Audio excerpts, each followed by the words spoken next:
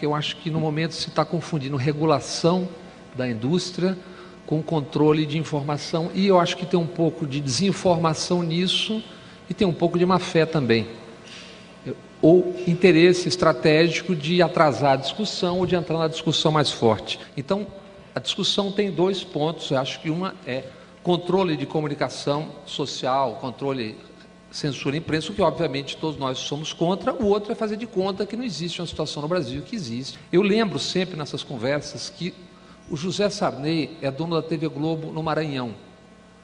O Collor é dono da TV Globo em Alagoas. O Antônio Carlos Magalhães era dono da TV Globo na Bahia. O João Alves era dono, acho que do SBT, não me lembro agora, e o Albano Franco, dono da TV Globo em Sergipe.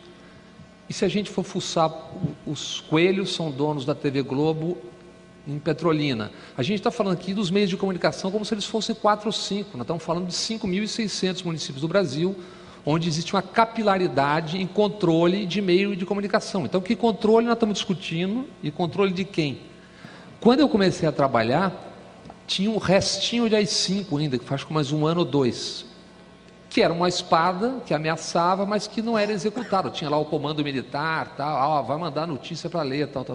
Depois disso, todas as experiências que eu, ao longo de 32 anos, ouvi ou vivi como jornalista, e vi colegas viverem, todas, sem exceção, não se deram por intervenção do Estado, se deram por interesses políticos ou empresariais das empresas de comunicação. E não são 1 ou 2 exemplos, são dezenas e dezenas e dezenas.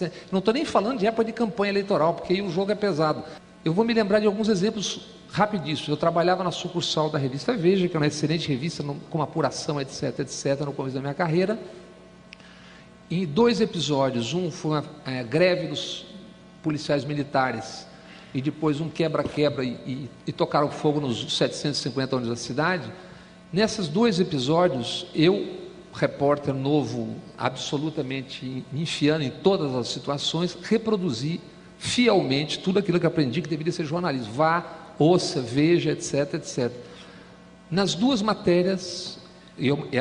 não era uma matéria assinada, eram relatórios que a gente mandava. Nas 2 matérias, as informações foram publicadas exatamente o contrário, porque a grande fonte da revista, e a grande fonte nacional, não apenas, era o senhor Antônio Carlos Magalhães. Então, eu desisti de escrever sobre aquela questão Brasil, que se chamava política, e passei a me dedicar a escrever sobre todo o resto.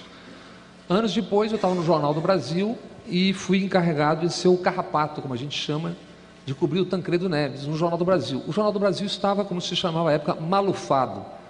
O jornal tinha retirado a direção do jornal, acho que era o Paulo Henrique Amorim, e tinha colocado pessoas ligadas ao Calin Eide, postas por ele para fazer a campanha do Paulo Maluf dentro do Jornal do Brasil. A cobertura foi infernal, porque a sucursal de Brasília resistia a isso, era dirigida pelo Noblar, o Jornal do Brasil em Brasília, resistiu a isso e foi infernal a cobertura toda. Você fazia a matéria correta, os caras mudavam a manchete, etc. Isso não pode, aquilo não deve. E eu estou falando de 2 exemplos que eu me lembro, e se a gente não for hipócrita, e tem alguns colegas jornalistas aqui, cada um conhece pelo menos 10, 15, 20 episódios onde a censura foi patronal, interna. Então, quando eu vejo entidades se negando a discutir, não é aprovar, discutir algo que certamente terá que passar inevitavelmente pelo Congresso, eu fico me lembrando, aí eu tive que ser cabotino, me lembrar da minha história, eu fico me lembrando do que eu vi e vivi. Mas é assim que funciona, então não vamos ser hipócritas, gente. Não dá para discutir esse assunto sem discutir como é que é a realidade disso. Eu não estou nem me referindo só às grandes empresas, nos 5.600 municípios do Brasil. O que me interessa discutir num seminário como esse, de uma maneira mais ampla, é isso. Quer dizer, eu fico vendo essa grita toda contra uma regulamentação que o mundo todo importante faz e se usando um argumento que não é correto. Quer dizer, você misturar as 2 instâncias que está se discutindo. O debate sobre a regulação da mídia trava-se nos 4 cantos do planeta. No grande Fórum Mundial sobre a regulação dos meios de comunicação, 2 países se destacaram praticamente em simultâneo, com a diferença de apenas um dia: o Reino Unido e a Argentina. O debate na Inglaterra começou em 2010, a partir dos métodos irresponsáveis, ilícitos, adotados pelos repórteres e editores do tabloide News of the World de Rupert Murdoch, que, diante do clamor público, acabou fechado. O relatório final do juiz Leveson, e aprovado pelo parlamento inglês, recomendava a criação de um órgão regulador e pesadas punições aos eventuais infratores. Tudo isso foi referenciado e referendado há 2 semanas numa carta régia assinada pela rainha Elizabeth II. A extrema concentração da mídia argentina jamais foi contestada pelos governos militares ou democráticos, até que o poderoso grupo Clarim, em 2008, resolveu colocar-se a favor dos ruralistas e contra os interesses do então presidente Néstor Kirchner. O governo reagiu e promulgou no ano seguinte a Lei da Mídia, que há 2 semanas foi finalmente considerada constitucional pela Suprema Corte. A Inglaterra e a Argentina protagonizaram novos capítulos da polêmica em torno do controle dos meios de comunicação. Em Londres, a rainha Elizabeth II assinou uma carta real que aprova a criação de um órgão independente de regulação da imprensa. O documento foi elaborado pelos líderes dos 3 principais partidos. O novo órgão poderá aplicar multas, exigir que jornais e revistas publiquem pedidos de desculpas e estabelece um código de conduta. A adesão ao órgão será espontânea. A maior parte dos jornais protestou e alegou que não aceita fiscalização por parte de um órgão criado pelo governo e por partidos políticos. A medida é um desdobramento do inquérito Leveson, que investigou o escândalo envolvendo o grupo de mídia do magnata Rupert Murdoch. O News Corp é acusado de escutas ilegais para obter informações, chantagem e tráfico de influências. Na semana passada, o Clarim, maior conglomerado de mídia da Argentina, já anunciou que vai dividir a empresa para se adequar à lei de mídia. A decisão foi comunicada pouco depois de a Suprema Corte Argentina ter declarado que a lei é constitucional. Promulgado em 2009 pelo governo Kirchner, o texto combate o monopólio e estabelece que cada grupo poderá ter até 10 licenças de rádio e TV abertas e 24 fechadas. Os produtos impressos e de radiodifusão do Clarim chegam a mais de 70% dos lares argentinos. Para os grandes conglomerados de mídia, a lei irá cercear a liberdade de expressão. Já os defensores do projeto garantem que o tema foi amplamente debatido pela sociedade antes de ser sancionado. No momento em que a Argentina dá início ao processo de fragmentação dos veículos de comunicação, o governo anunciou que os documentos encontrados em arquivos secretos da ditadura militar nos anos 70 trazem detalhes sobre a venda da empresa Papel Prensa. Segundo o ministro da Defesa, o governo militar ajudou o grupo de mídia a comprar parte da empresa.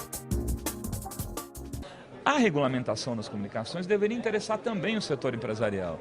Afinal, a legislação que a gente tem de 62 teve algumas reforminhas em 63 e 67, ou seja, ela é toda da época pré-televisão, como veículo de massa. Imagine agora que você tem todo uma nova comunicação, né, mais horizontal, na internet, na rede, com novas necessidades e isso não está, a legislação não dá conta disso. Então, acho que precisa discutir por isso. Eu e o João Brant do Intervozes, inclusive, vão apresentar um estudo sobre a regulamentação em 4 países. 4 países onde não se paira dúvida alguma sobre a qualidade da democracia, pelo menos do ponto de vista daqueles que defendem a democracia representativa na perspectiva ocidental. Os países são Reino Unido, França, Estados Unidos e Portugal. A gente vai trazer experiência só desses 4 países. A gente podia trazer da Argentina, podia trazer de outras legislações. Vamos pegar só esses 4. E desses 4, a gente acha que se o Brasil discutir só no marco desses 4 países, da legislação desses 4 países, a gente poderia avançar muito na legislação brasileira e ampliar as possibilidades democráticas aqui. Então, eu acho que é esse o quadro. Em relação à questão da neutralidade, imparcialidade, isso já está superado, inclusive academicamente. Você sabe que assim, o que você tem que ser é transparente. O debate é da transparência, não da neutralidade hoje. Ou seja, se a gente tem posições, o leitor tem que saber. Se a gente está posicionado no espectro da política, é bom que o leitor saiba. O Reino Unido está dividido. De um lado, os média e grande parte da classe política, do outro, os cidadãos vítimas dos abusos da imprensa e que querem mais controle sobre os órgãos de comunicação social. Após 18 meses de trabalho na sequência do escândalo das escutas telefónicas que levou à extinção do News of the World, o relatório sobre a regulação da imprensa já está nas mãos do primeiro-ministro britânico.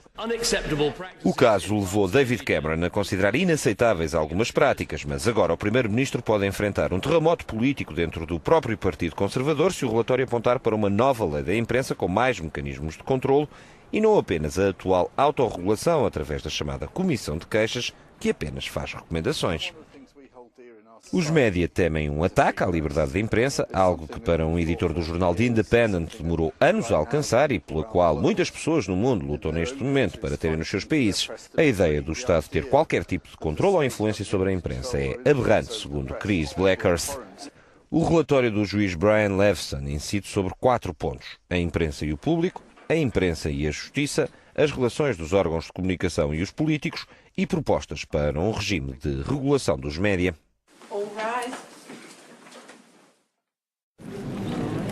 O Reino Unido tem um novo sistema de regulação dos meios de comunicação social. O acordo foi assinado pelos 3 principais partidos com assento no Parlamento: os conservadores, os liberais-democratas e os trabalhistas. Os grupos de média veem satisfeita uma condição que, diziam, ameaçava a liberdade de imprensa. O acordo não será transformado em lei, mas o primeiro-ministro apresentou-o na Câmara dos Comuns. Estamos aqui com um acordo para um novo sistema de regulação da imprensa. Ele apoia as nossas tradições de jornalismo de investigação e de liberdade de imprensa e protege os direitos dos mais vulneráveis e dos inocentes. A minha mensagem agora é muito clara. Fizemos o nosso debate, é tempo de pôr o sistema a funcionar. O sistema de regulação será inscrito numa Carta Real, uma especificidade britânica. O acordo resulta das recomendações do inquérito Leveson, desencadeado na sequência dos escândalos do News of the World, o tabloide de Rupert Murdoch, que devassou legalmente vidas privadas. No Reino Unido, os 3 principais partidos políticos concordaram em criar um sistema para regulamentar o trabalho de jornais, revistas e canais de televisão. As novas regras vão obrigar jornais a imprimir desculpas enfáticas às vítimas de erros e ainda impor multas que podem chegar a 1 milhão de libras, o equivalente a 3 milhões de reais. Líderes conservadores, liberais, democratas e trabalhistas afirmaram que a liberdade de imprensa será preservada. Os principais jornais do país disseram que precisam de mais tempo para analisar os detalhes. O acordo prevê que as regras não sejam transformadas em uma lei, mas em uma carta real, uma forma de registrar normas que só existe na Grã-Bretanha. O sistema será voluntário, mas haverá incentivos financeiros para encorajar os empresários a aderir. A regulamentação começou a ser discutida na Grã-Bretanha depois da descoberta do uso de escutas telefônicas ilegais pela imprensa.